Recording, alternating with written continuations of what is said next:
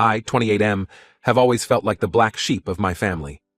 Growing up, it was clear that my younger sister Bella, 22F, was the golden child. Our parents doted on her constantly, while I was often left to fend for myself. From a young age, the difference in treatment was stark. When Bella wanted new toys or clothes, our parents would rush out to buy them without a second thought. But when I needed new shoes for school because mine had holes, I was told to make do. For my 10th birthday, I got a pack of colored pencils.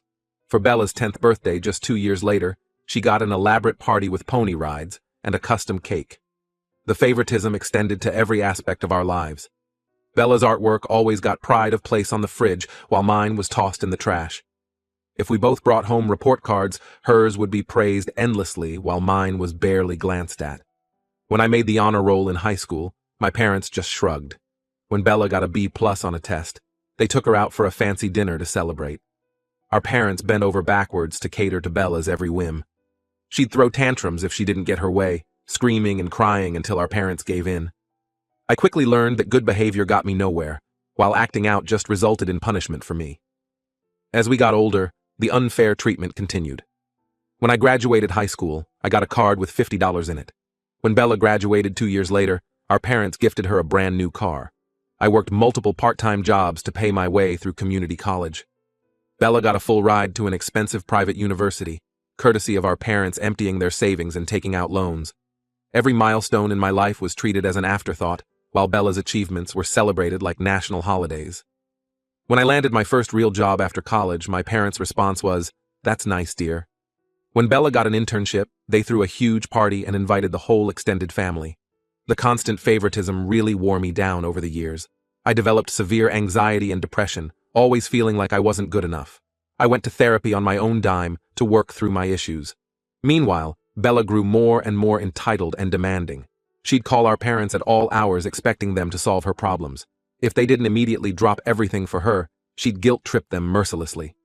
Bella never learned to stand on her own 2 feet because our parents were always there to coddle her. I tried many times over the years to talk to my parents about the unfair treatment, but they always brushed me off, saying I was being overly sensitive or jealous of my sister.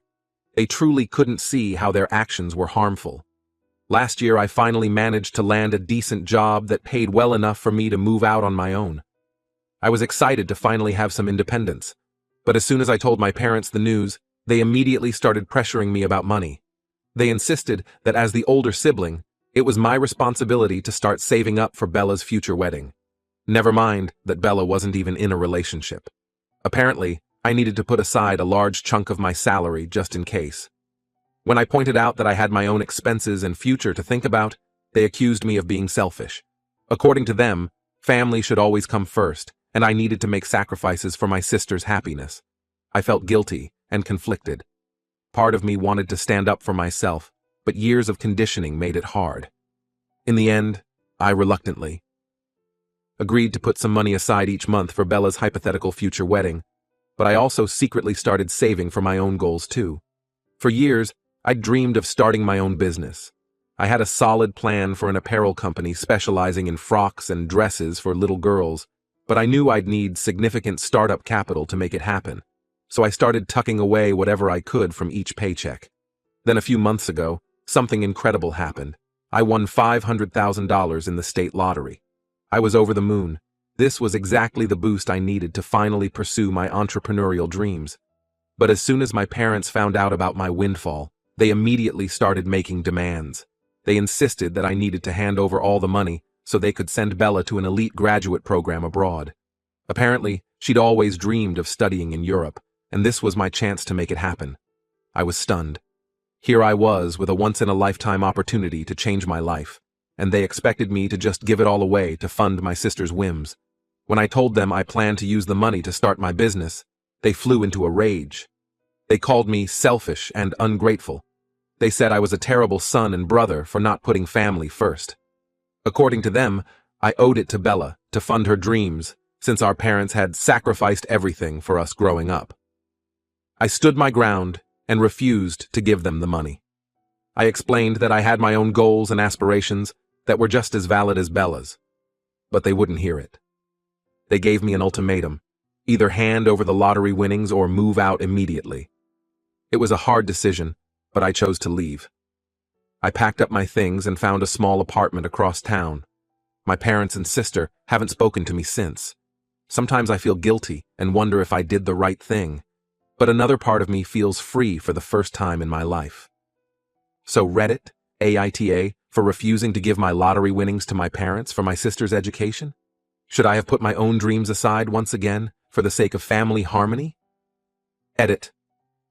Wow. I wasn't expecting this post to blow up like it did. Thank you all for the supportive comments and advice. I've read through everything and appreciate the perspective.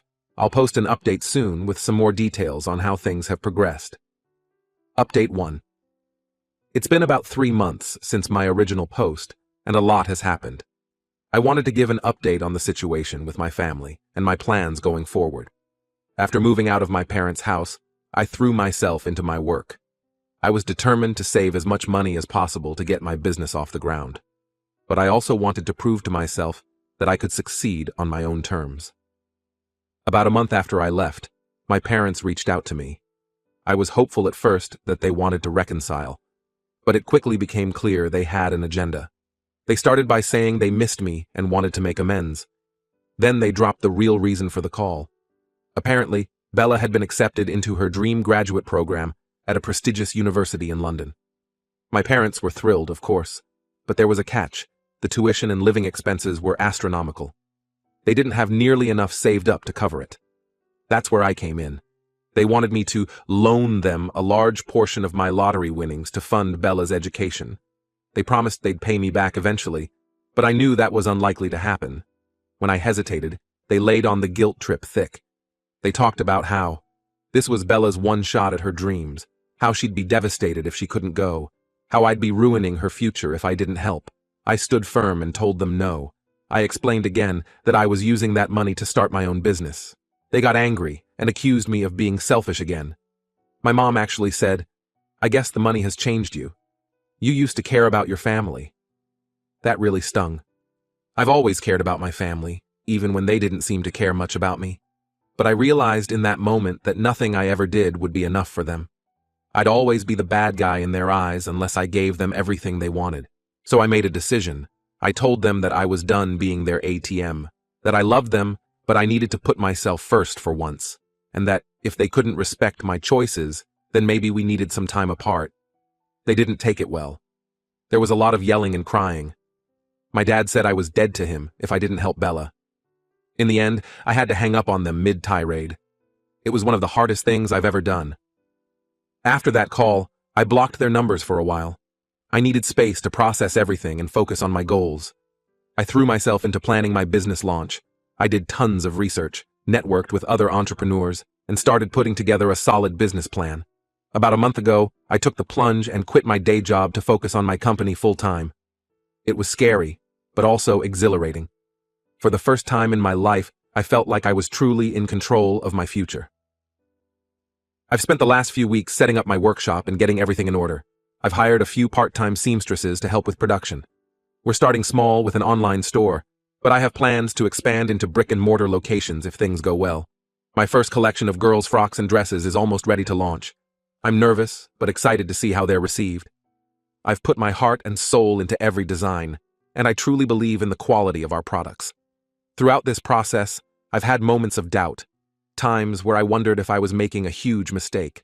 But then I remind myself of how far I've come and how much happier I am now that I'm living life on my own terms. I still haven't heard from my parents or Bella. Part of me misses them and wishes things could be different. But another part of me feels lighter and freer than I have in years. I'm learning to be okay with the distance and focusing on building the life I want. So that's where things stand now.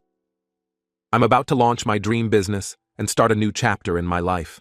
I'm nervous, but optimistic about the future. Thank you all again for your support and encouragement. It really helped give me the strength to stand my ground and pursue my goals. I'll post another update down the road to let you know how the business launch goes and if there are any new developments with my family. Wish me luck. Update 2. It's been about 6 months since my last update, and I wanted to share some major developments that have happened recently. First, some good news. My apparel business has really taken off. Our online store has been doing great, with steady sales and lots of repeat customers. The frocks and dresses have been a hit, especially our line of matching sibling outfits. We've even had a few of our designs featured in some popular parenting blogs. About 2 months ago, I took a big leap and opened a small brick-and-mortar boutique. It was nerve-wracking, but it's been doing well so far.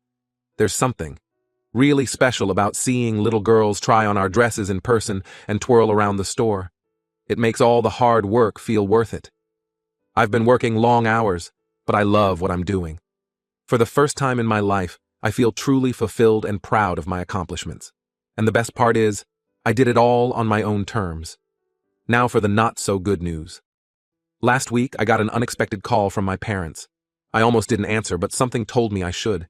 As soon as I picked up, I could tell something was wrong. My mom was crying, and my dad sounded more subdued than I'd ever heard him. They told me that Bella had gotten into some serious trouble.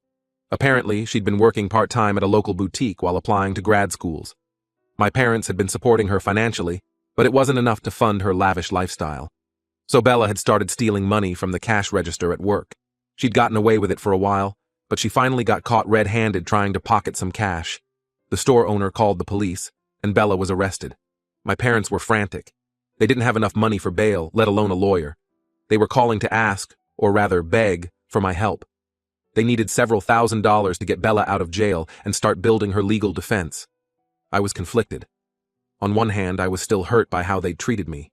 A part of me wanted to tell them they'd made their bed and now they had to lie in it. But on the other hand, I knew jail could be a dangerous place, especially for a young woman. After thinking it over, I decided to help, but on my terms. I agreed to pay Bella's bail, but I made it clear this was a one-time thing. I told my parents I'd transfer the money directly to the bail bondsman, not to them. And I made it clear that this didn't mean I was opening my wallet for them whenever they wanted. They were grateful, albeit a bit taken aback by my conditions. For once, they didn't argue or try to guilt me into giving more. I think the gravity of the situation had finally made them realize they couldn't keep taking me for granted.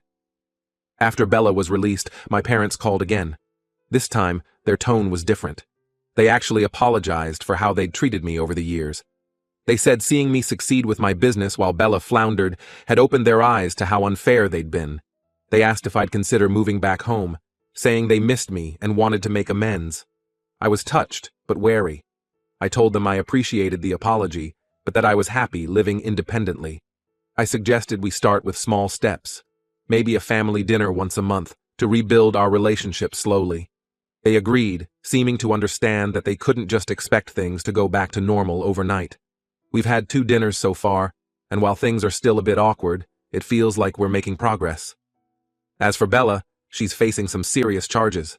My parents are scrambling to find her a good lawyer. They haven't asked me for more money, which I appreciate.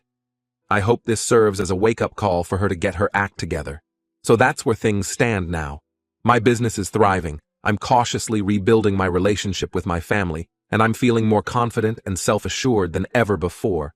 It hasn't been an easy road, but I'm proud of how far I've come. Thank you all again for your support throughout this journey. Your encouragement really helped me stay strong and stick to my convictions. I'm excited to see what the future holds.